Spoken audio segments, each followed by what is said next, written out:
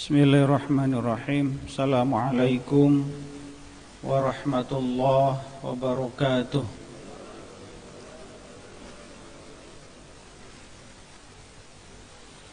Alhamdulillahi rabbil alamin. Wassalatu wassalamu ala asyrafil anbiya'i wal mursalin wa ala alihi wa sahbihi ajma'in. Asyhadu an la ilaha illallah wahdahu la syarika lah wa asyhadu anna Muhammadan abduhu wa rasuluhu alladzi la nabiyya ba'dah. Allahumma shalli ala sayyidina Muhammad wa ala ali sayyidina Muhammad, amma ba'du. Hadirin wal hadirat, bapak-bapak, ibu-ibu, jamaah sholat subuh yang dimuliakan Allah, tidak henti-hentinya kita memanjatkan rasa syukur kita kehadirat Allah Subhanahu wa ta'ala atas karunia, atas kenikmatan yang Allah berikan kepada kita semua, kenikmatan yang kita sadari itu sebagai kenikmatan ataupun kenikmatan yang terkadang kita lupa bahwa itu sesungguhnya adalah kenikmatan dari Allah. Maka sebagai orang yang beriman tentu sudah menjadi kewajiban bagi kita untuk selalu dan selalu bersyukur kepada Allah Subhanahu wa ta'ala. Yang kedua, sholawat beserta salam semoga terlimpah curah kepada junjungan kita Nabi besar Muhammad sallallahu alaihi wasallam, untuk keluarganya, para sahabatnya, para tabi'in dan tabi'i tabi'in, para alim ulama, para guru-guru kita, dan mudah-mudahan juga sampai kepada kita sebagai umatnya hingga akhir zaman. Amin ya rabbal alamin. Jamaah rahimakumullah, 2 minggu yang lalu saya menyampaikan materi terkait dengan pandangan Ibnu Athaillah dalam Tajul Arush terkait dengan taubat, terkait dengan pertobatan seorang hamba kepada Tuhannya, kepada Allah Subhanahu wa ta'ala. Di situ diantara yang disampaikan adalah terkait dengan dosa-dosa besar dan dosa-dosa kecil. Barangkali sedikit mengingatkan bahwa selama ini dalam kehidupan kita lebih fokus kepada dosa-dosa besar, sementara kita terkadang melupakan dosa-dosa kecil yang kita lakukan. Dosa-dosa yang sering kita anggap sebagai hal yang kecil sehingga kita mengabaikan itu. Padahal sesungguhnya dosa-dosa besar itu tidak akan pernah terwujud atau akan hilang jika kita bertaubat kepada Allah. Kita istighfar dengan sesungguhnya, kita bertaubat dengan taubatan nasuha, dan tidak ada dosa-dosa yang kecil, la shaghair, apabila itu dilakukan dengan terus-menerus, dilakukan setiap saat, dan kita tidak mengiringinya dengan istighfar dan pertobatan kepada Allah Subhanahu wa ta'ala. Maka tidak ada atau tidak layak, tidak pantas bagi kita kemudian kita mengabaikan atau menganggap remeh, menganggap enteng dosa-dosa yang kita anggap itu sebagai dosa yang kecil.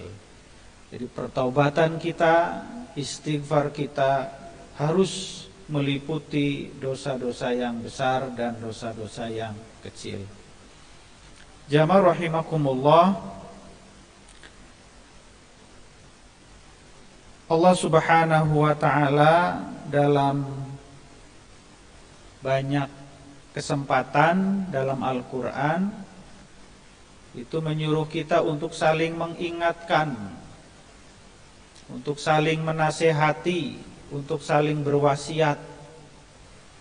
Maka setiap hari alhamdulillah kita di sini selalu diingatkan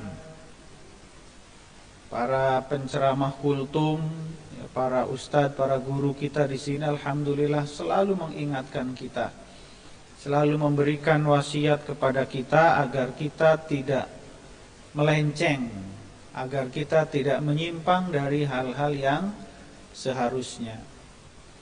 Allah misalnya dalam surah yang sangat terkenal, wal asri innal insana lafi khusr illal ladzina amanu wa amilus solihati wa tawassaw bil haqqi wa tawassaw bis sabr.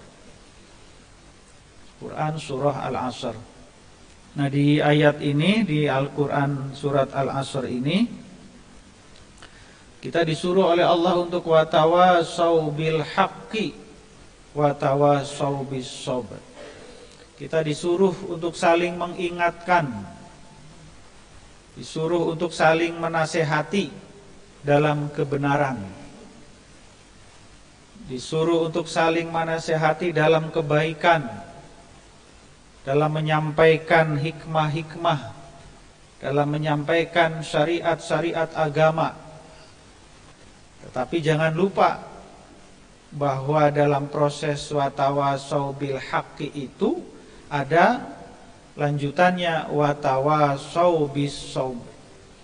Artinya bahwa dalam wa tawassaw bil haqqi itu harus dilakukan, harus diiringi dengan sikap, sifat kesabaran.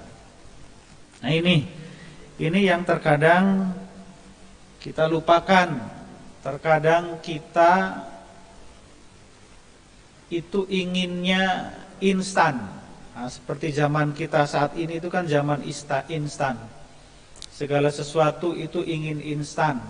Makanan inginnya instan. Tidak usah repot-repot masak 1-2 jam, 1-2 menit beres kan gitu. Mencari nafkah inginnya instan. Nah, sekarang lagi ramai di TV ya, karena saking instannya seorang remaja misalnya, pemuda baru umur 20-an tahun tapi hartanya sudah bermiliar-miliar, dan pada akhirnya sekarang sedang bermasalah dengan hukum. Nah, bagi saya, menurut saya ini sebagai bentuk dari pengaruh budaya instan itu. Segalanya ingin instan. Ingin menjadi orang yang soleh, kita inginnya instan. Ingin menjadi orang yang baik, inginnya instan. Segalanya ingin instan. Ingin cepat. Cepat dan tidak melalui prosedur-prosedur yang dibenarkan. Nah, jamaah rahimakumullah, maka sekali lagi kita diingatkan dalam rangka wa tawassaw bil haqqi wa tawassaw bis sabri itu, kita tergolong menjadi 2 kelompok. Ini masih menurut Ibnu Athaillah. Kita digolongkan menjadi 2 kelompok. Nanti kita bisa jadikan cermin bagi kita ini. Yang pertama, menurut beliau bahwa ada yang disebut dengan ahlus sa'adah, dan yang kedua ada yang disebut dengan ahlus saqawah. Ahlus sa'adah itu artinya orang atau kelompok yang berbahagia. Ahlus saqawah itu artinya orang yang celaka. Jadi ternyata orang yang menasehati, orang yang memberikan masukan, memberikan wasiat, memberikan tausiah, itu pun ada yang bahagia, ada yang celaka. Ada yang as-sa'adah, ada yang as-saqawah. Nah ini. Jamaah rahimakumullah, kenapa kok bisa dia sebagai ahlu sa'adah dan dia sebagai ahlu saqawah? Dia sebagai orang yang masuk kelompok berbahagia dan dia masuk ke dalam kelompok orang yang celaka. Kita lihat beberapa ciri yang ada di kedua kelompok ini. Bahwa ahlu sa'adah itu adalah orang yang menasehati, orang yang memberikan masukan, memberikan pelajaran, memberikan nasihat kepada orang. Ia lakukan dalam rangka mengingkari keburukan. Ia lakukan dalam rangka mengingkari kemaksiatan. Ia lakukan dalam rangka mengingkari kefasikan. Ini yang pertama. Dasar ia melakukan nasihat, ngasih tahu orang itu adalah dasarnya adalah karena dia ingin mengingkari keburukan. Nah, ini adalah sesuatu yang luar biasa. Ketika ada kemungkaran misalnya, orang yang melakukan perbuatan maksiat kemudian kita nasihati, maka ini yang menjadi dasar pertama. Orang melakukan perbuatan-perbuatan yang melanggar syariat agama, melanggar hukum positif, melanggar adat dan sebagainya. Kemudian kita ingatkan, itu enggak benar. Dasarnya itu yang pertama. Karena dia ingin mengingkari perbuatan kemaksiatan, perbuatan kebatilan. Orang yang ahlu saqawah sama. Pada tahap yang pertama ini dia sama. Dia juga menjadi dasarnya adalah ingin atau sebagai bentuk ungkapan bahwa dia itu mengingkari kebatilan. Dia tidak ingin ada kebatilan. Sebab sebagaimana Rasul pernah sampaikan dalam sebuah keterangan, Rasul pernah bersabda, "Man ra'a minkum munkaran falyughayyir biyadihi.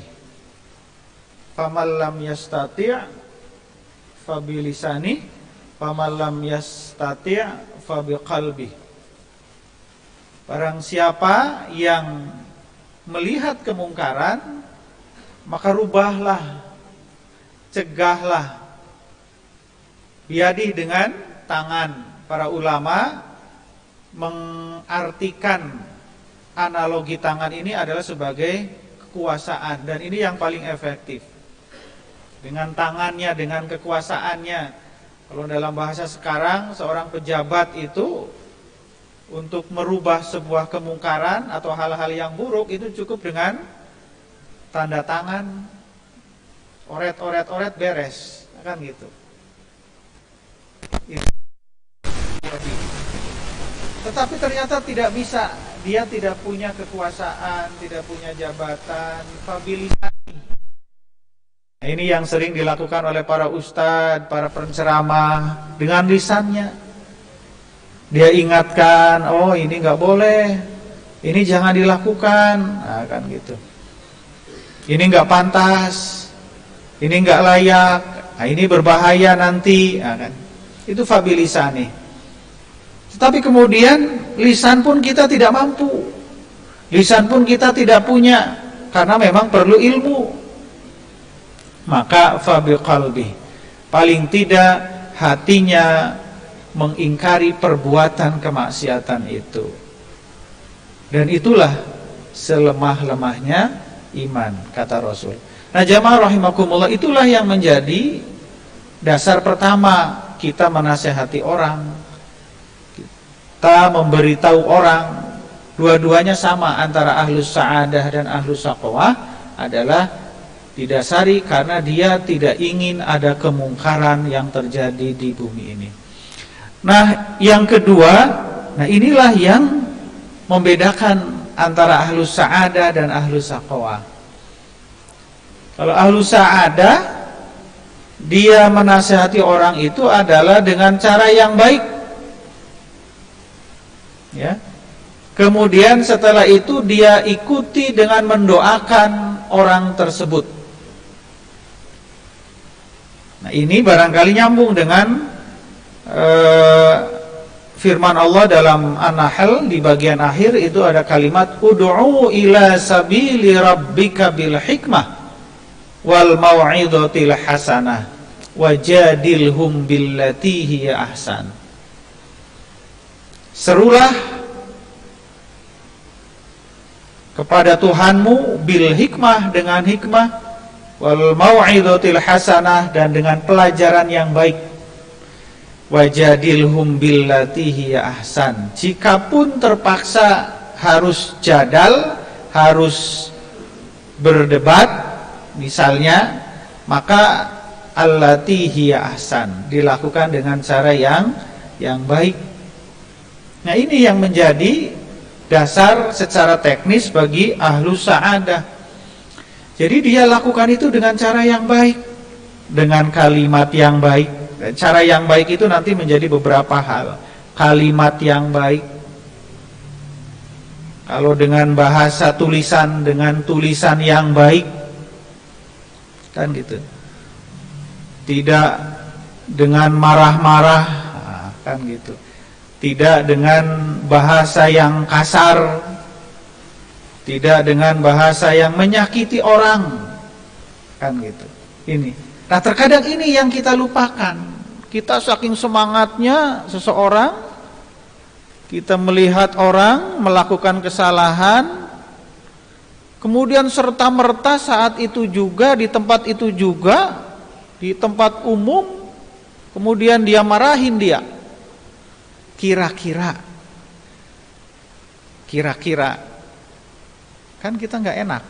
Nah, betul bahwa kita melakukan kesalahan, tetapi kemudian apa nggak lebih baik di tempat yang tidak ada orang yang melihat? Kenapa? Yang muncul nanti adalah sakit hati. Kalau sakit hati sudah muncul, akan muncul lagi berikutnya, boro-boro dia akan menerima nasihat-nasihat yang kita berikan. Justru sebaliknya, yang muncul adalah rasa dendam. Si bapak itu marahin saya di tempat umum. Memang iya sih saya salah, tapi enggak gitu juga, kan gitu. Akhirnya apa? Nasihatnya enggak masuk, nasihatnya enggak mental. Justru dia dendam. Awas, suatu saat apabila dia tergelincir melakukan kesalahan, akan saya munculkan, akan saya blow up, dimunculkan di medsos misalnya. Kan gitu. Nggak terima dia. Kenapa? Karena dia diperlakukan dengan cara yang tidak pantas. Jangankan para pejabat misalnya, orang-orang terkenal, para pemimpin kita, akan gitu. Nah, sekarang kan dunia medsos itu kan sudah dunia bebas. Kita bisa seenaknya saja, semaunya kita kemudian menyalahkan orang, mencaci maki orang, bukan orang biasa, para tokoh, para ulama bahkan, kemudian kita banding-bandingkan, yang ini begini, yang ini begitu. Di medsos itu kan artinya di apa ya, wilayah publik, wilayah umum. Nah, dalam pandangan saya, maka ini juga menjadi bagian dari orang yang memperlakukan, menasehati orang dengan cara yang tidak benar, dengan cara yang tidak tepat. Dan inilah yang dilakukan oleh ahlus saqawah, ahli celaka. Jamaah rahimakumullah, yang membedakan yang ketiga tadi adalah dia mendoakan. Ahlus sa'adah itu mendoakan. Saya ingat ada sebuah cerita, konon di sebuah pesantren yang besar, itu seorang ustadznya itu kewalahan menghadapi para santrinya. Yang namanya anak-anak itu kan pasti diantaranya itu ada yang bedegong, nggak nurut, nakal, akan gitu. Kewalahan, aduh gimana ini? Saya udah melakukan ini, itu, tapi si anak ini masih tetap bandel, masih tetap nggak nurut. Nah, informasi ini kemudian terdengar oleh Pak Kiainya. Kemudian dipanggil si Ustadz ini, Ustadz, sini, ada apa Pak Kiai? Saya dengar kamu menghadapi masalah saat mengajar. Betul, ini ada si A, si B, si C, kok susah sekali diajar. Dikasih tahu tetap bandel, tetap nakal dan lain sebagainya. Disuruh jamaah, hese akan gitu. Disuruh ngaji, lari-lari misalnya. Oh gitu, siapa aja namanya? Sini, tulis. Wah, dalam hati si Ustadz, alhamdulillah Pak Kiai turun tangan. Pasti anak-anak ini nanti akan dimarahin sama Pak Kiai. Akhirnya ditulis si A, si B, si C, si D dan sebagainya. Ini Pak Kiai, si anak yang bandel itu. Ya udah, ya. Bingung Pak Ustadz, kenapa cuma itu saja, tidak ada tindak lanjut? Si Kiai tidak turun menasihati anak, memanggil anak, diinterogasi misalnya, dimarahi dan sebagainya.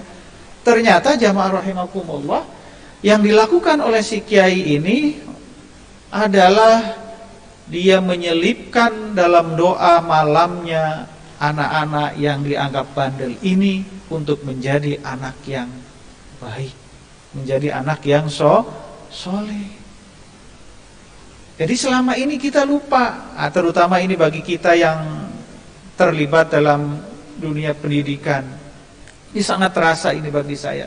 Kecenderungan kita selama ini, kebanyakan kita selama ini adalah ketika kita menasihati anak-anak, menasihati murid-murid kita, para siswa, para santri kita, hanya berhenti di nasihat itu. Tidak kemudian kita bawa anak-anak itu dalam doa yang kita panjatkan kepada Allah Subhanahu wa ta'ala. Jadi masih ada jarak. Masih ada jarak.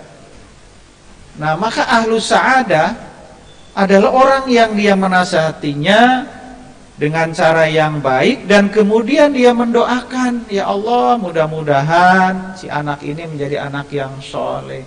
Sama seperti doa yang kita panjatkan untuk anak kita sendiri. Kan gitu. Kalau untuk anak kita sendiri, saya yakin kita semua selalu berdoa.